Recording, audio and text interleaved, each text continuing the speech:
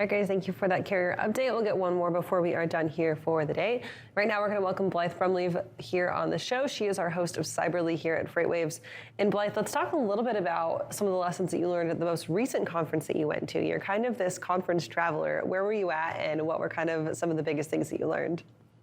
Oh my God, I am so tired, but I am ready to be back here with you guys and back into a regular swing of things. I was most recently at the TMSA, so the Transportation Marketing and Sales Association, which I'm a board member of, just, sort of been a part of them for about a year. So this was my first conference for them. It was down in Orlando, so it was, sort of right in my neck of the woods, but it was incredible to see how many marketers, because from a marketing perspective, you always feel like you're alone in this industry. You're a one-person team. You're doing all of the things. You're being hired for, maybe a social media role, but you're expected to do videography and graphic design and all of these other things. So there's a unique set of stresses and circumstances that we deal with working in this industry, where we have to keep on top of all of the different marketing news that's going on, but then also keep on top of all of the different freight news that's going on. So it's an incredibly challenging job and role.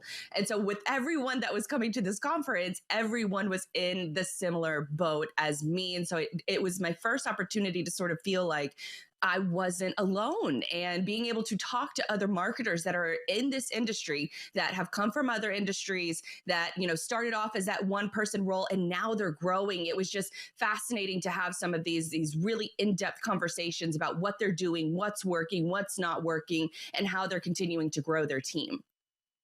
Blythe, if you would have asked me years ago when I was an ignorant college student, I would say marketing is so easy, until I struggled to get a C in my first marketing class, and I've been struggling with marketing ever since. It's just always changing, and there's so much to take into consideration. When you look at the current marketing trends, what are some of the shifts that you're seeing right now when you're looking at marketing within logistics? So there were a couple big things that I really saw, especially when it comes to logistics. Is I am somebody who has not the biggest fan of Facebook.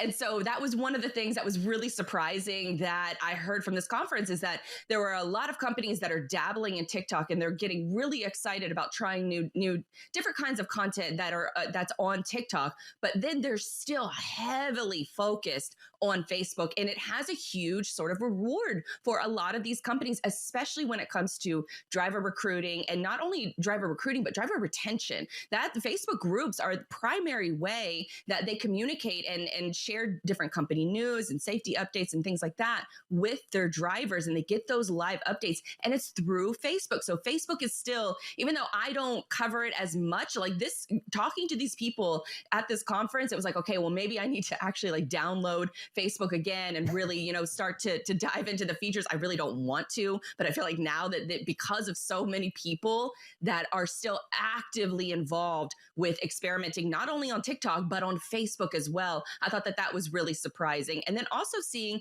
a lot of these asset-based carriers that I spoke with that started out as the one-person marketer, but then they're growing where they have certain roles where it's one person that's focused on one social media account. I thought that was really interesting too, that there's just one role within the office, within a trucking office, that all this girl is doing is she's doing TikTok videos. And I thought that was fascinating to see how the roles are starting to shift, and how this industry is starting to recognize that marketing can really be a powerful force in order to get your brand out there, keep that brand awareness. And then when somebody is ready to make a purchase or make a jump to a new company, that's really where your brand stands out, because they see the culture, they see the different videos and all the different nuances of working for your company before they ever get a job or before they ever, apply to work for your company. So I thought that was fascinating too, is that they're using different roles within the marketing sphere, and then building on those as the marketer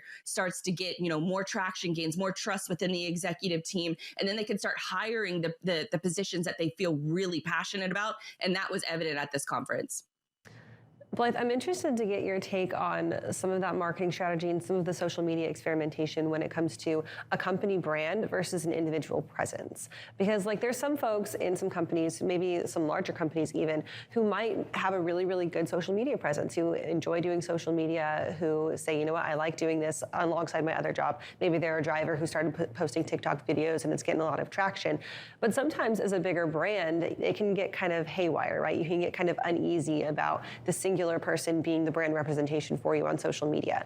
Where does that line sit with these brands? Or are these companies still kind of unsure of where that line is?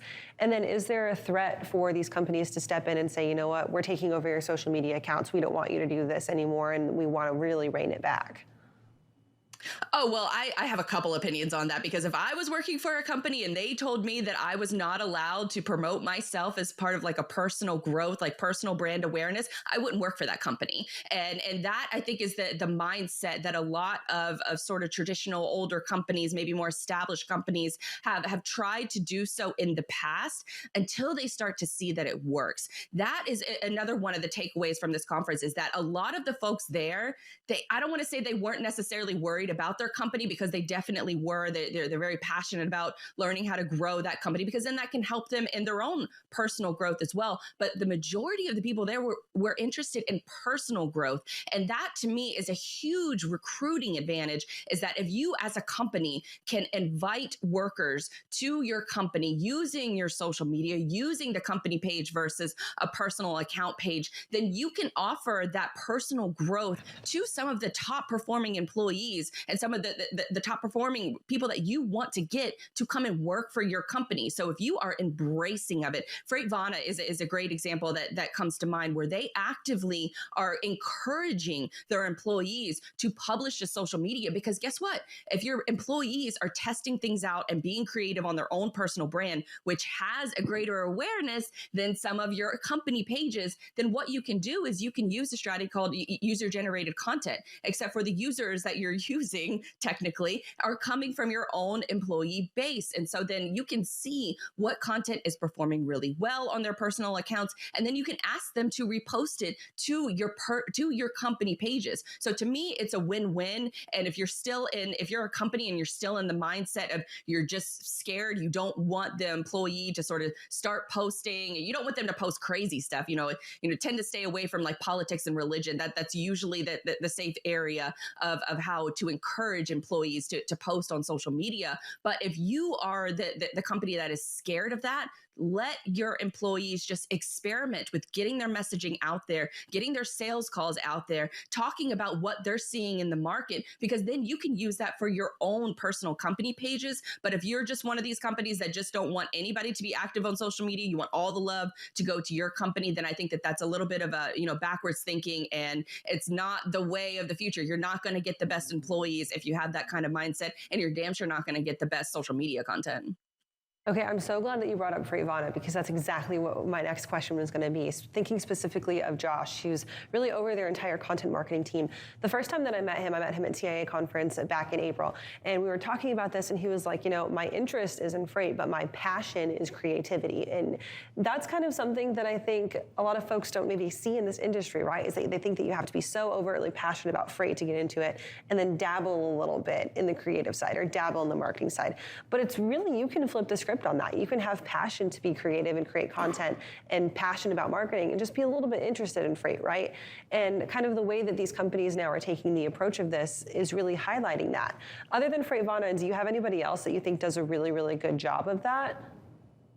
Oh, that's a good question. I would probably say Freightvana is a perfect example from a 3PL perspective. I would also say Freight Plus. Back when, Kyle McNaught, who is a, friend of the show, friend of a variety of different shows within Freight, he was really leading up the charge for a lot of their content within the building, which I thought was really fascinating to watch from a use case perspective, where he was organizing these interviews from subject matter experts within the company. And so so that to me was using your leadership, using your managers, using your VPs, and using the experience from in the trenches, and then conveying that into different social media platforms and podcasts and videos, to me was the most valuable insight. They have market updates and market industries, and how they can take that front line in the trenches insight and then bring it to an audience that can better understand these different lines of business. LTL is a perfect example. I really didn't know, outside of what the acronym LTL means, of how the complexities of it, an LTL shipment can move. But that podcast and that from that 3PL broke it down for me. So I'd say Freight Plus is another great example. And then really a lot of the best sort of content that's coming out. Steam Logistics is another one. Rocket Shipping is another one that I would give a shout out to, because they're killing it on TikTok. So I would say those are a few examples, but really where the best content is coming from, and it has been for a while, are the drivers. The drivers are the hands down the best social media game in the industry. I'm also going to give a shout out to Reliance Partners. I see a ton of their stuff on my Instagram, on my Facebook as well, and they're doing a really, really good job too, I think. So, Blythe, I love this 100%. Conversation. Thank you for joining us today. Cyberly, tomorrow afternoon, what do you have on tap for it? Oh gosh, we have 3 key interviews coming up in the coming weeks, talking to these marketing managers. The first one up is Katie McPherson. She is the marketing lead over at Magnum Transportation. They have hundreds of trucks out on the road. They're a Midwest carrier. And so that was a really lengthy discussion on how she's a perfect example of a marketing manager that was hired, and now she has several employees working under her, just focused on social media. So asset-based carrier on the social media side of things. So we kind of blend the 2 conversations together. Awesome, Blythe. Well, always amazing having you on. Looking forward to that upcoming show. We're going to take a quick break, but we'll be right back with more Freightwaves Now.